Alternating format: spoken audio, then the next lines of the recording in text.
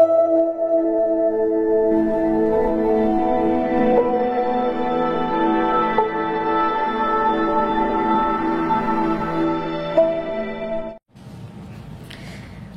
আলাইকুম বন্ধুরা, সবাই কেমন আছেন?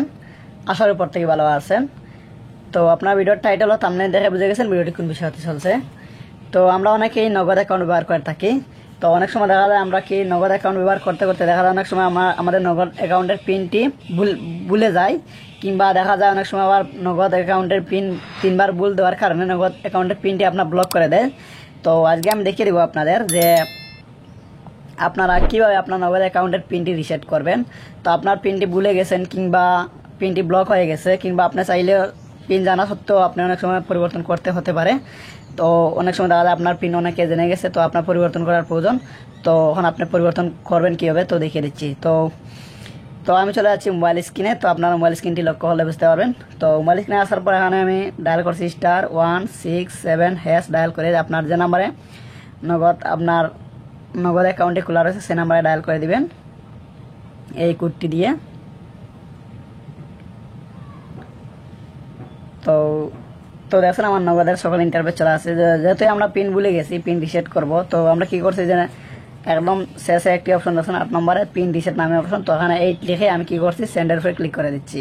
আর আপনারা বাটন ফোন হলে কি হবে 8 লিখে কলার অপশনে ক্লিক করে দিবেন বা কল দিয়ে দিবেন।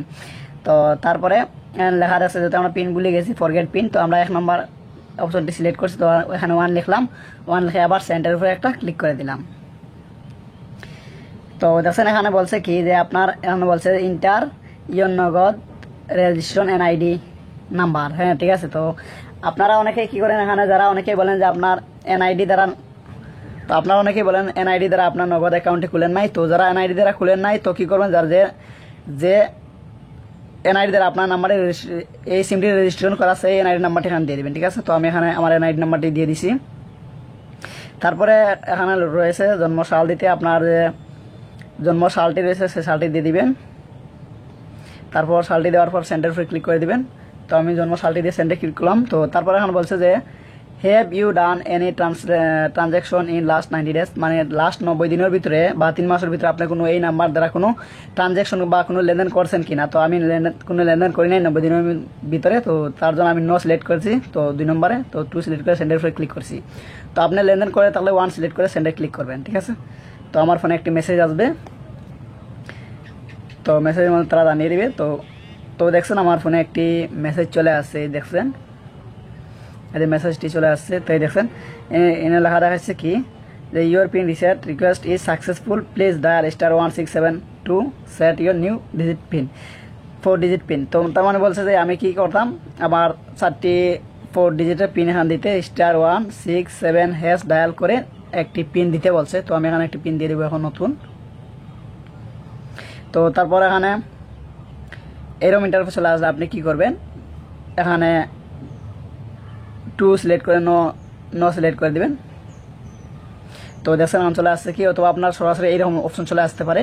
তো এন লেখা আছে ইন্টার নিউ পিন, তো তার মানে এখানে আপনার নতুন একটি পিন দিয়ে দিবেন। ঠিক আছে। তো পিনটি অবশ্যই আপনার মনে রাখতে হবে। তো এই পিনটি আবার দিবেন। তো এই যে পিনটি দিলাম এখন এই পিনটি আবার দিচ্ছি। তো সেন্টার উপর আবার ক্লিক করে দিলাম।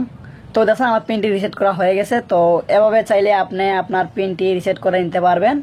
তো আশা করি আজকের ভিডিওটি বুঝতে পারছেন। তো আজকের ভিডিওটি এ পর্যন্ত। ভিডিওটি ভালো লাগলে চ্যানেলটি সাবস্ক্রাইব করে পাশে থাকবেন এবং কমেন্ট করে জানাবেন আপনার কোন ধরনের ভিডিওর প্রয়োজন। ধন্যবাদ সবাইকে।